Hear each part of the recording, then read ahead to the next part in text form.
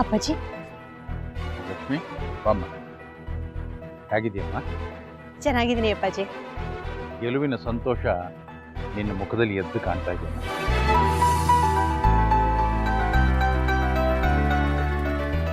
ಎಲ್ಲ ದೇವರ ಆಶೀರ್ವಾದ ಅಪ್ಪಾಜಿ.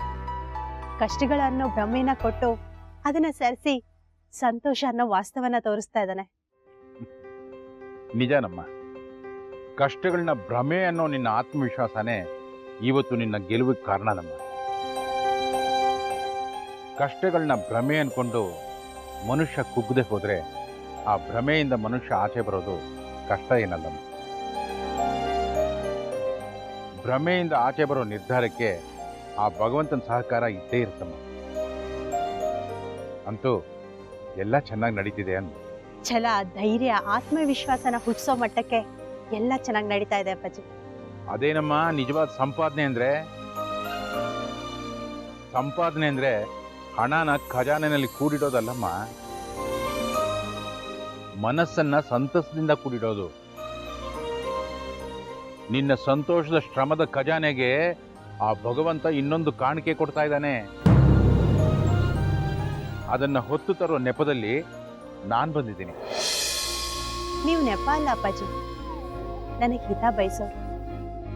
ನನಗೆ ಹಿತ ಬಯಸೋ ಎಲ್ಲರಲ್ಲೂ ನನಗೆ ಆ ಭಗವಂತ ಕಾಣ್ತಾನೆ. ನೀನು ನಡೆಸ್ತಿರೋ ಹಪ್ಪಳ ಉಪ್ಪಿನಕಾಯಿ ವ್ಯಾಪಾರ ಚೆನ್ನಾಗಿ ನಡೀತಿದೆ ಅಂತ ನಮಗೆ ಗೊತ್ತಾಯ್ತು. ನಮಗಷ್ಟೇ ಅಲ್ಲಮ್ಮ, ಆ ಭಗವಂತನಿಗೂ ಗೊತ್ತಾಯ್ತು. ಹೌದಮ್ಮ, ಆ ಭಗವಂತನು ನೀನ್ ಮಾಡೋ ಹಪ್ಪಳ ಉಪ್ಪಿನಕಾಯಿ ರುಚಿ ನೋಡ್ಬೇಕು ಅಂತ ಬಯಸಿದಾನೆ. ಅಂದ್ರೆ ಇನ್ನ ನಾನು ಸುತ್ತಿ ಬಳಸಿ ಮಾತಾಡೋದಿಲ್ಲಮ್ಮ. ನಮ್ಮ ದೇವಸ್ಥಾನದ ರಥೋತ್ಸವದ ದಿನ ಅನ್ನ ಸಂತರ್ಪಣೆ ನಡೆಯುತ್ತೆ. ಆವತ್ತಿನ ದಿವಸ 2,000ದಿಂದ 3,000 ಜನ ಭಕ್ತಾದಿಗಳು ಬರ್ತಾರೆ.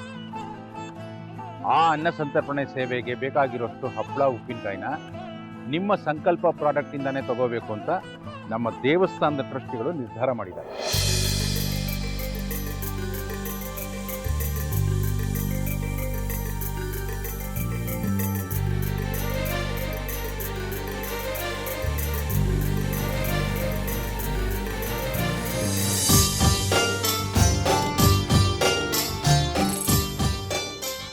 ಇನ್ನು 3 ದಿನದಲ್ಲಿ ಅಷ್ಟು ಹಪ್ಪಳ ಉಪ್ಪಿನಕಾಯಿನ ಸಪ್ಲೈ ಮಾಡೋದಕ್ಕಾಗತ್ತೆ ಅಲ್ವೇನಮ್ಮ? ಆ ದೇವರ ಸೇವೆ ಮಾಡೋದಕ್ಕೆ ನನಗೊಂದು ಅವಕಾಶ ಸಿಕ್ಕಿದೆ. ನಾನು ಖಂಡಿತ ಮಾಡ್ತೀನಿ ಅಪ್ಪಾಜಿ. ಸರಿ, ಇದನ್ನು ತಗೋ ಹಾಗೆ.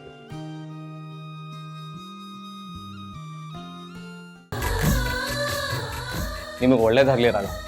Thank you. ಕರೆಕ್ಟಾಗಿ ಹೇಳ್ದೇವಿ. ದುಡಿಯೋ ಛಲ ಇರೋರಿಗೆ 1000 ದಾರಿ ಬಿಡಬೇಕು. ಆ ಛಲದ ಬೆಳಕಲ್ಲಿ ನಮ್ಮ ದಾರಿ ನಾವು ಕಂಡುಕೋಬೇಕು. ನಿಮ್ಮ ಮಾತು ನಿಜ. ನಮ್ಮ ಲಕ್ಷ್ಮೀ ರಾಘವ ಅದನ್ನ ನಿರೂಪಿಸಿ ನಿಮ್ಮೆಲ್ಲರಿಗೂ ತೋರಿಸ್ತಿದ್ದಾರೆ.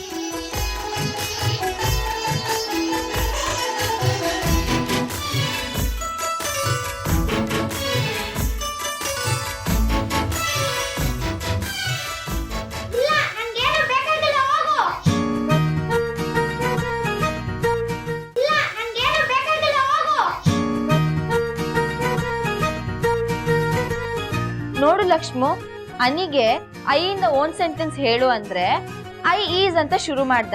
ನಾನು ಅದಕ್ಕೆ ಐ ಈಸ್ ಅನ್ನೋ ತಪ್ಪು, ಐ ಆಮ್ ಅಂತ ಶುರು ಮಾಡು ಅಂತ ಬೈದೆ. ಅದಕ್ಕೆ ನೀನ್ ನನ್ಗೇನು ಹೇಳ್ಬೇಡ ಅಂತ ಓಡ್ ಬರ್ತಿದ್ದಾನೆ.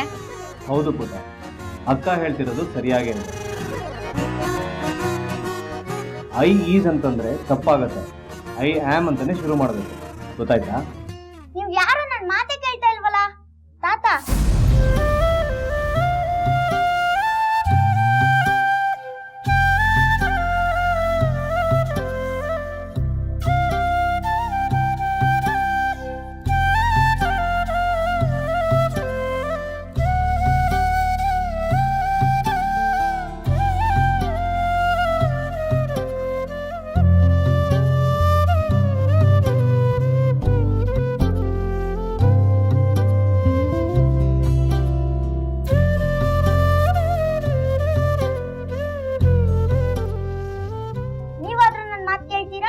ಖಂಡಿತ ಕೇಳ್ತೀನಿ, ಹೇಳಪ್ಪ.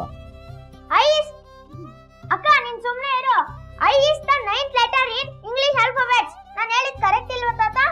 ಪರ್ಫೆಕ್ಟ್ಲಿ ಕರೆಕ್ಟ್, ಸರಿಯಾಗಿ ಹೇಳಿದ್ದೆ ನೀನು. ನಿಮ್ಮ ಮನೇಲಿ ನೀವು ಮಾತ್ರ ಪಾಸಿಟಿವ್ ಅಂದ್ಕೊಂಡಿದ್ದೆ, ಈ ಮಕ್ಕಳು ಎಷ್ಟು ಪಾಸಿಟಿವ್ ಆಗಿದ್ದಾರೆ. ಈ ಥರ ಮಕ್ಕಳು ಮನೇಲಿ ಖುಷಿಯಾಗಿ ಓಡಾಡ್ಕೊಂಡಿದ್ರೆ ಎಷ್ಟು ಚಂದ ಅಲ್ಲ.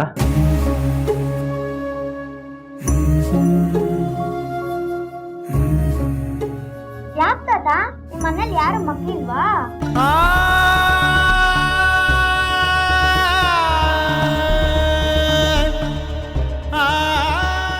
ಸರ್, ನಿಮ್ಮ ಮನೇಲಿ ಯಾರ್ಯಾರು ಇದ್ದೀರಾ?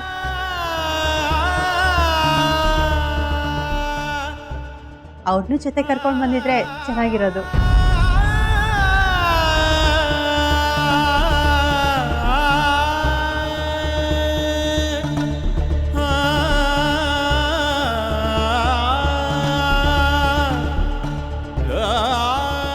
ನಮ್ಮ ಮನೇಲಿ ನಾವಿಬ್ಬರೇ ನಮಗಿರೋದು.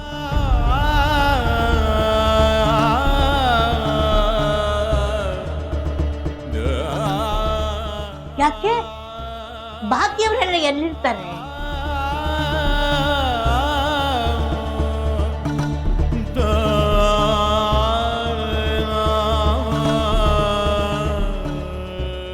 ನಮ್ಮ ಮನೇಲಿ ಅಪ್ಪ ನಾವೇನು ಹೊರಡೋಣ?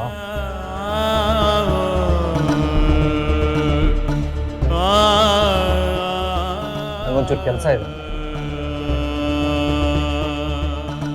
ರಾಘವ್, ನಾವೇನು ಹೊರಡ್ತೀವಿ.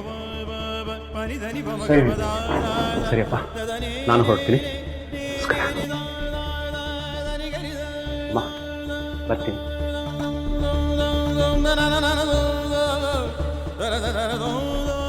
ಬರ್ತೀನಿ ರಾಘವ್, ನಾನು ನಿಮ್ಗೆ ಮತ್ತೆ ಸಿಗ್ತೀನಿ. ಸರಿ.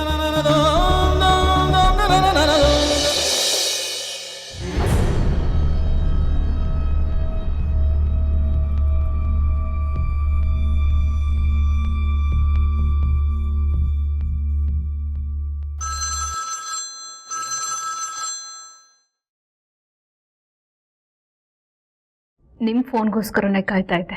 ಅಂತೂ ನನ್ನ ಫೋನಿಗೆ ಕಾಯ್ತಾ ಇದ್ದೀರಾ ಅಂದರೆ ಅದಕ್ಕಿಂತ ಅದೃಷ್ಟ ಇದೆಯಾ?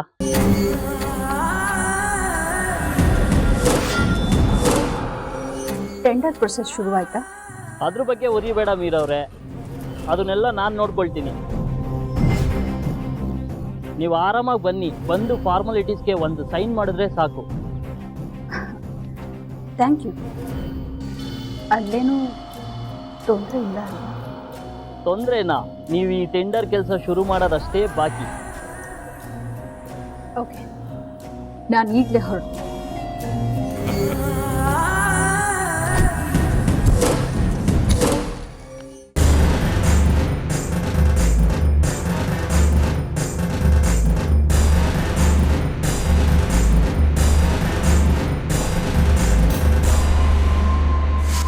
May I come in madam?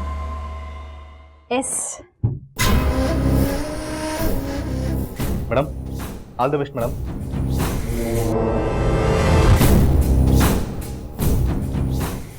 Investor ನನಗೂ ಕಾಲ್ ಮಾಡಿದ್ರು. ಈ ಟೆಂಡರ್ ನಮ್ಮ ಕಂಪ್ನಿಗೆ ಆಗುತ್ತೆ ಅಂತ ಹೇಳಿದ್ರು ಮೇಡಮ್. ತುಂಬ ಖುಷಿ ಆಯಿತು. ಮತ್ತೆ ಆಲ್ ದ ಬೆಸ್ಟ್ ಅಂತ ಹೇಳಿಬಿಡಿ, ಕಾಂಗ್ರ್ಯಾಚುಲೇಷನ್ಸ್ ಅಂತ ಹೇಳಿ. ಈ ಮೀರಾ ಒಂದು ಕೆಲಸಕ್ಕೆ ಕೈ ಹಾಕಿದ್ರೆ ಅದರಲ್ಲಿ ಗೆದ್ದೇ ಗೆದ್ದಾಳೆ. ಅದು ನಮಗೂ ಗೊತ್ತಾಗ್ತಿದೆ. ನೀವು ಬಂದಮೇಲೆ ಆಫೀಸ್ ಎಷ್ಟೊಂದು ಇಂಪ್ರೂವ್ ಆಗ್ತಿದೆ. ಸಾವನ್ ಬೇಕಾದ್ರೂ ಸಹಿಸ್ಕೋತೀನಿ, ಸೋಲನ್ ಮಾತ್ರ ಸಹಿಸ್ಕೊಳ್ಳಲ್ಲ.